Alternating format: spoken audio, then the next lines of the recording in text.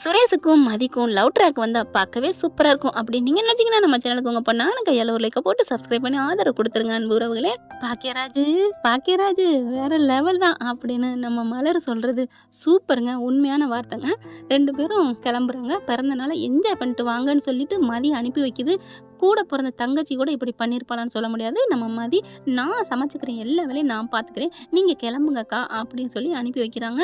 மலர் மனசே இல்லை, இருந்தாலும் சரி பிறந்த நாள் தானே அப்படின்னு கிளம்புறாங்க. பாக்கியராஜுன்னு அந்த மலர் சொன்னது எனக்கு ரொம்ப பிடிச்சிருச்சுங்க. உங்களுக்குலாம் பிடிச்சிருச்சுன்னா கமெண்ட்ஸில் சொல்லிடுங்க ஃப்ரெண்ட்ஸ். எனக்கு இந்த மீனா இங்கே மலர், அங்கே விஜயா, இங்கே நம்ம லட்சுமி அம்மா, இந்த 2 குடும்பமும் ஒன்று மாதிரி தான் தெரியுது. ஆனால் விஜய் அளவுக்கு இவங்க குடும்பப்படுத்துகிறாங்களா இல்லையான்னு தெரியல. படுத்தலை ஆனால் அதே அளவுக்கு தான் இங்கே நின்னா வேலை சொல்கிறாங்க, உட்காந்தா வேலை சொல்கிறாங்க.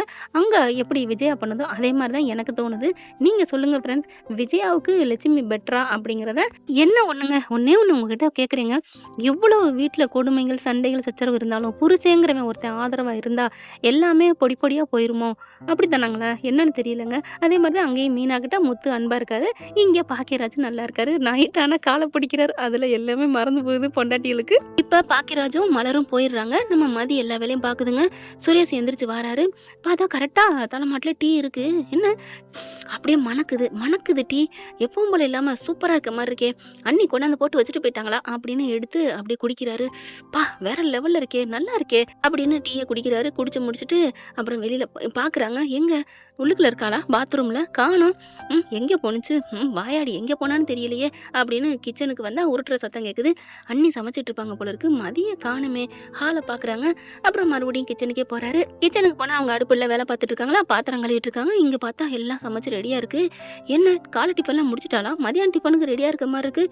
இல்லை மதியான டிஃபன் முடிக்கல, வெங்காயம் பூண்டு இஞ்சி இதெல்லாம் இவ்வளோ இருக்குது, என்ன பண்ணுறா ஒன்றும் புரியலையே அப்படின்னு பார்த்துட்டு, என்ன நம்மால் இங்கே சமைச்சிட்டு இருக்கா, அப்போ அண்ணி எங்க அப்படின்னு வேகமாக அங்கே போகிறாரு. அண்ணி ரூமும் சும்மா தான் கிடக்கு, பாப்பா மட்டும் தூங்கிட்டு இருக்கா. அதுக்கப்புறம் வராரு, வந்துட்டு அப்படின்னு சொல்ல அப்படியே திரும்புகிறாங்க.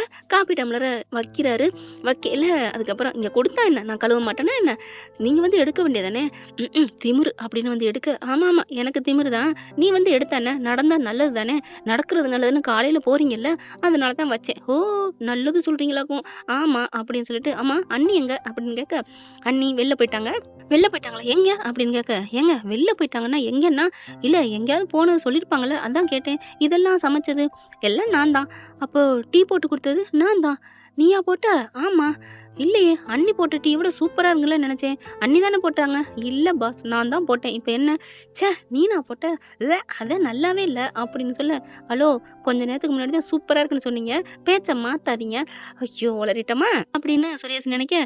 ஆமாம் எங்கே போனாங்க அப்படின்னு கேட்குறாரு. அவங்க பிறந்த நாளுக்கு வெளியில் என்ஜாய் பண்ண போயிருக்காங்க. ஐயோ என்ன, ஐயோ இல்லை சமைக்கலை அப்படின்னு அம்மா திட்டுவாங்களே. ஏங்க நீங்கள் என்னங்க, இந்த தான் எல்லாம் ரெடி பண்ணி வச்சுட்டேன், காஃபிக்கு போனேன், நல்லா கதவு சாத்திருந்துச்சு, அதுக்கப்புறம் கொண்டாந்து வச்சுட்டேன், எந்திரிச்சா கொடுத்துக்கலான்னு வச்சுருக்கேன், காலை டிஃபன் ஆளாளுக்கு என்ன பிடிக்குமோ எல்லாத்தையும் செஞ்சு வச்சுட்டேன், மெனு கொடுத்துட்டு தான் போயிருக்காங்க, மதியானத்துக்கு இருந்தால் எல்லாம் நறுக்கி வச்சாச்சு, பிரியாணி தம்மில் விட்டுருவேன். பிரியாணியா, பிரியாணின்னு சொன்னோன்னே சுரேஷுக்கு வாயெல்லாம் பல்லா இருக்கு. ஏய் நிஜமாவா, உங்கள் வீட்டில் செஞ்சுருந்தது யாரு, நான் தான் செஞ்சேன், எங்கள் அம்மா நான் 2 பேரும் தான் சமைச்சோம், அப்போ இப்போவும் நீ தான் செய்ய போறியா, ஆமாம், அப்போ நல்லா சமைச்சிருப்பியா, சமைச்சிருப்பேங்க, ஏன் இப்படி அப்படின்னு கேட்க, இல்லை பிரியாணிலாம் செய்கிறது 2-3 பேர் வேலை செய்யணுமே, ஏங்க என்னாலையும் முடியுங்க, நானும் ஒரு பெண் தானே அப்படின்னு சொல்ல, பாத்திரம்லாம் அடுக்கி வச்சுருக்காங்க, நெத்தி அப்படியே வலிச்சு விட்டுட்டு வேர்வையாக எடுத்து ஒன்றா வச்சுட்டு இருக்க பார்க்குறாரு. பாக்கியராஜ் வந்து அவங்க அன்னைக்கு உதவி பண்ணுவாங்களே அதை நினச்சி பார்க்குறாரு. அதுக்கப்புறம் மலரும் சொல்லியிருக்காங்க, உன் பொண்டாட்டி கொஞ்சம் கொஞ்சம் உதவி பண்ணுமா சுரேஷ், இனிமேல் மதி தான் உன் வாழ்க்கையில் இன்னும் 60 வருஷம் உன் கூட அவள் இருக்க போகிறா, அவள் கூட கொஞ்சம் அன்பாயிரேன் ப்ளீஸ் அப்படின்னு சொல்ல அதை நினச்சி பார்க்குறாரா.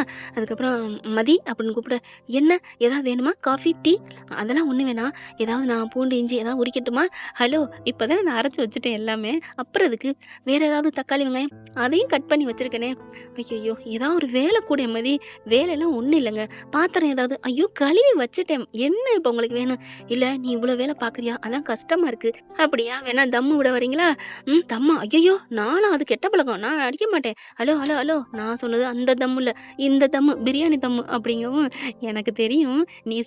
நான் சும்மா தான் சொன்னேன். நீ வந்து இதத்தான் சொன்னேன்னு எனக்கு தெரியும் அப்படின்னு சொல்லி ஒரு மாதிரியா அதாவது சுரேஷ் ஒரு வெட்கப்பட்டு அது ஒரு மாரியா பேசுனத மதி பார்த்துடுறாங்களா, அதையும் அவங்க ரசிக்கிறாங்க. ஓ! என்கிட்ட கலாய்க்கலாம் இவருக்கு தெரியுதா அப்படின்னு நினைக்கிறாங்க. அதுக்குள்ள பார்த்தீங்கன்னா, மலரே! மலரே! அப்படின்னு கத்த, ஐயய்யோ! அத்தை அப்படின்னு அந்த காப்பியும் டீயும் கொண்டுட்டு ஓடுறாங்கங்க. பார்க்கையில ஒரு மாதிரி ஆகுது. ச்சே! ஏன் இப்படி ஓடுறா? அப்போ அண்ணியும் இப்படித்தானே ஓடுனாங்க. நம்ம அத கண்டுக்காம இருந்தோமே. இப்ப என் பயப்புள்ளைக்கு புரியுது. கொண்டுட்டு ஓடுனா, இந்தாங்க அத்தை டீ, காஃபி அப்படின்னு குடுக்க, என்னது நீ கொண்டாந்து தரியா? ஏன் மலருங்க? உன் கையிலலாம் நான் வாங்கி குடிக்க மாட்டேம்மா. அப்புறம் என்கிட்ட டீ வாங்கி டீயா போட்டு தர சொல்லி கொண்டாங்கன்னு ஏதாவது சொல்லுவ. அப்படிலாம் இல்ல அத்தை. நான் சும்மாலாம் வம்பிழுக்க மாட்டேன் அத்தை. ஓ! அப்ப நாங்க வம்பிழுத்தா நீ வம்பிழுப்ப. அப்ப நாங்க வம்பிழுக்கிறோம்னு சொல்றியா? ஐயோ! அத்தை நான் ஏதாவது சொன்னேனா உங்களுக்கு? கேட்ட உடனே டீ கொண்டாந்து குடுத்துட்டேன். குடிங்களேன் ப்ளீஸ் அப்படி சொல்ல, ஏன் நீ குடிச்சா நாங்க உடனே குடிக்கணுமா? ஐயோ! நான் என்ன சொல்றது? அத்தை உங்களுக்காக போட்டிருக்கேன். டீ வேணுமா? காஃபி வேணுமா? எது வேணாலும் நீங்க குடிங்களேன். ஓ! அப்ப நான் எல்லாம் குடிக்கிற மாடுன்னு நினைச்சியா?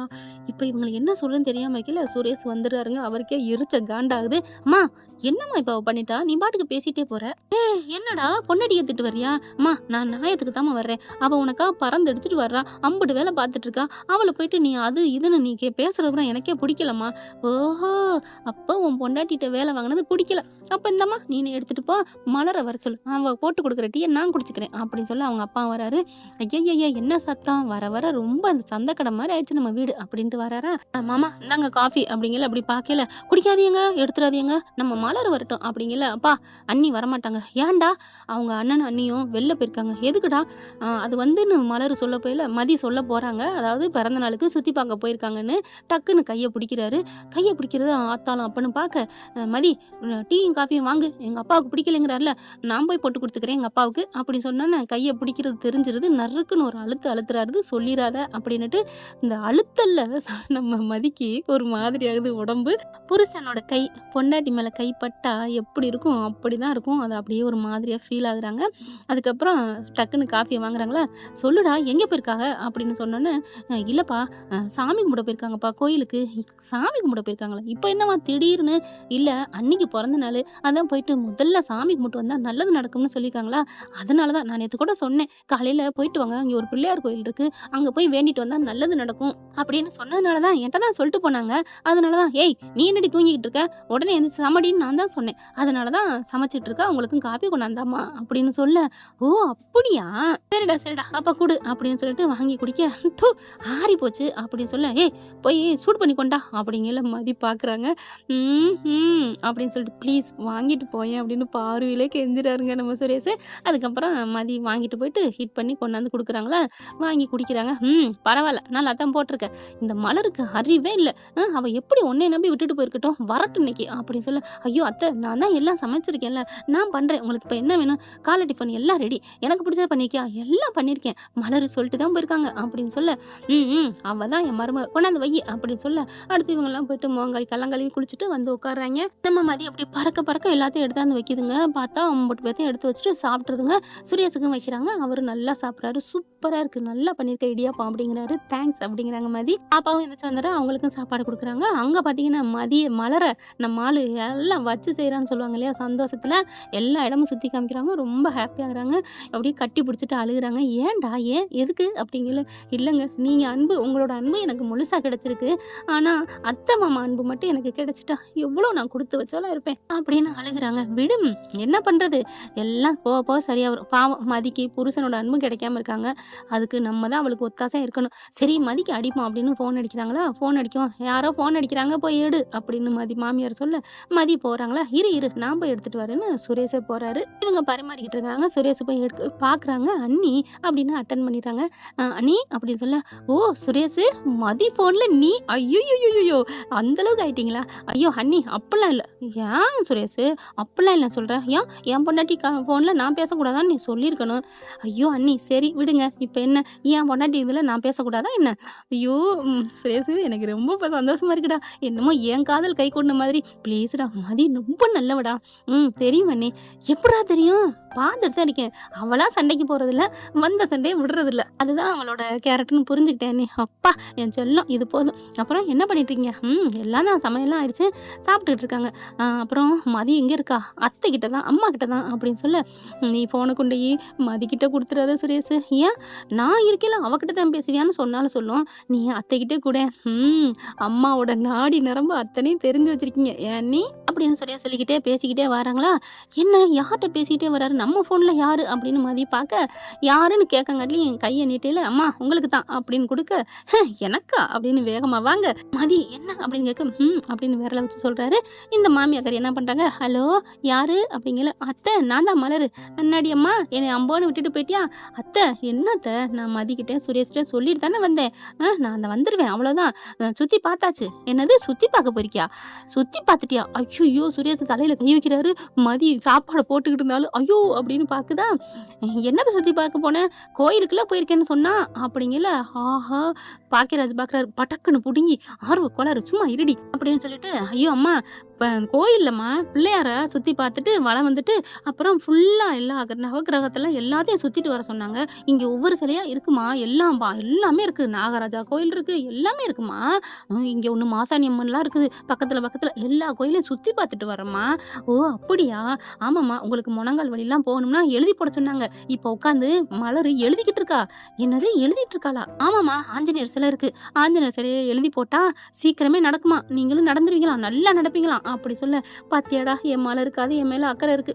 உண்மையில அந்த விஜயாவுக்கு இவங்க எவ்வளவு தேவைன்னு தாங்க தோணுது என்ன பொறுத்த வரைக்கும். அதுக்கப்புறம் மதிக்கிட்ட கொடுங்கம்மா அப்படின்னு சொல்ல, சரி கொடுக்குறேன் இந்தா உனக்குத்தான் அப்படின்னு கொடுக்க, மதிக்கிட்ட அப்புறம் தாங்க போன் வருது. ஹலோ அப்படிங்கல மதி பேசவும் மலர்கிட்ட கொடுத்துட்றாரு பாக்கியராஜ். மலர் பேசுறாங்க. மதி என்ன உன் புருஷரு நல்லா ஆயிட்டாரு போல இருக்கு. அக்கா அப்படிலாம் ஒண்ணு இல்லக்கா, நான் எல்லா வேலையும் முடிச்சிட்டேன்க்கா, பிரியாணிக்கு தம்மு விட போறேக்கா. என்னது பிரியாணியா அப்படின்னு மாமியாக்கர் எங்கேருந்து சொல்ல, மாமியாவுக்கு பிடிக்கும்னு தான் சொல்லிட்டு வந்தேன். பிரியாணின்னு வாயை பழக்குதா. ஐயோ அக்கா சரிக்கா, ஆமா சரிக்கா, சரி வைக்கிறேன். மதி வைக்கிறேன்னு சொன்னோன்னே மலர் புரிஞ்சுக்கிறாங்க. ஏதோ இங்க நடக்கும் போல இருக்கு, பக்கத்துல நிப்பா போல இருக்கு. சரிம்மா நான் வைக்கிறேன், பார்த்து பேசுங்க அப்படின்னு சொல்லிட்டு வச்சிடறாங்களா. அப்புறமா மலரும் நம்ம ஆளும் சுத்தி பார்க்க ஆரம்பிக்கிறாங்க. பாக்கியராஜ் இங்க என்ன பண்றாங்க? ஏய் சீக்கிரம் பிரியாணியை முடி, அவ இல்லைங்கிறக்காண்டி வசம் இருக்காத, எனக்கு 1 மணிக்குள்ள சாப்பாடு வேணும். சரிங்க அப்படின்னு சொல்லிட்டு பிரியாணி கிண்ட போறாங்களா. கிண்டிக்கிட்டு கீழே அவங்களுக்கு கை வலிக்குது. அப்படியே கை இப்படியே செஞ்சு உதறிட்டு கிண்டுறாங்களா நம்ம மதி. உடனே ஒரு கை அப்படியே நம்ம மதி கையில வைக்க, அப்படியே நிமிந்து பாக்குறாங்க நம்ம சுரேஷ். அப்படியே ஒரு மாதிரி ஆறாங்க. என்ன அப்படின்னு கேட்க, இல்ல நீ கஷ்டப்படுற, கை வலிக்குதா கிண்டுறதுக்கு? ஆமா கீழே இருக்கணும், கல்லு வச்சு பிரியாணி செய்வோம், நாங்கெல்லாம் கொல்லப்புறோம், இங்க இது இருக்கா அதனாலதான். ஏண்டி சொல்லியிருந்தா நான் வெளியில கல்லு போட்டிருப்பேன்ல, நமக்கு என்ன இடமா இல்ல. அப்படியா, நான் தெரியாம இதுலயே வச்சுட்டேங்க அப்படின்னு சொல்ல, இப்ப பாரு எப்ப நீ கிண்டி தம்மு எப்படி விடுவ, இரு நான் போய் உடனே போய் நெருப்பத்தை வைக்க. இனியெல்லாம் ஒண்ணும் பண்ண முடியாது, இதை நீ விடாம அடிப்பிடிக்காம கிண்டிட்டு மேல சுடுதண்ணி போட்டுருவோம் மூடி வச்சு அப்படிங்கிறாங்களா. அதுக்கப்புறம் கிண்டுறாங்க. பா எனக்கே கை வலிக்குதே. அப்புறம் இருங்க நானும் வரேன் அப்படின்னு 2 பேரும் பிரியாணியை கிண்டுறாங்க. கிண்டுறத மாமியார் பாக்குது. அப்படியே வாயில வரல வச்சுட்டு, என்னது நடக்குது, ஒண்ணு கூட்டிட்டாங்களா, அடிப்பாவி புள்ளைய கல்யாணம் பண்ணி வைக்கிறதே ஒண்ணு கொடுத்தானே. இந்த மாதிரி மாமியார் தான் நாடு விளங்கிடும். இந்த வீடியோ உங்களுக்கு பிடிச்சிருந்தா தயவு செய்து லைக் பண்ணுங்க. இன்னும் அப்டேட்ஸ்க்காக சேனலை சப்ஸ்கிரைப் பண்ண மறக்காதீங்க. நம்ம கிட்ட இருக்க எல்லா சேனல்ஸோட லேட்டஸ்ட் வீடியோ அப்டேட்ஸ்க்காக மேல ரைட் சைடுல காட்டுற லிங்கை கிளிக் பண்ணி வாட்ஸ்அப் குரூப்ல ஜாயின் பண்ணுங்க. உங்களிடம் விடைபெறுவது நான் உங்கள் மெஹர்.